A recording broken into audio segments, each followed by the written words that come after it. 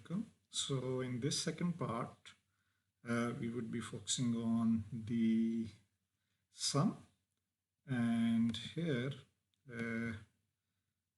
sum is what we would be talking about. So if you like the general equation of the sum, so it would be equal to a dash b dash cn plus a dash b cn dash, and then we have a b dash cn dash, and finally we have a b cn.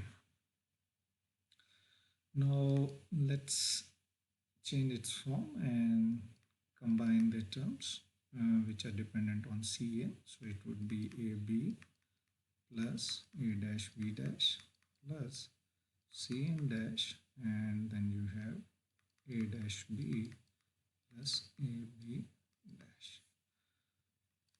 Now this equation could be written in form of the x nor and x or gates. So here we have ab plus a dash b dash, which is x nor between a and b, and then we have a dash b plus ab dash, which is xor. Okay, so now I can again write it in terms of the xor, because x nor is complement of xor plus cn a xor b. So finally we could write, so look here that here we have cn and complement of cn, then a xor complement and a xor b. So I could actually write the general form of this equation, which is a xor b xor cn. So if we look at this sum function, so it is dependent on a dash b dash cn and cn dash. So in fact it is using 6 types of the inputs. Now let's write another form, and here in this case, instead of using the c out, let's write the equation in terms of the c out dash. So wherever you have c out equal to 0, so we would be having a 1 in the output for c out dash. Now again let's write this sum equation, and now here in order to write the equation, you would be writing as in terms of the inputs and or the literals which are equal to 1 only.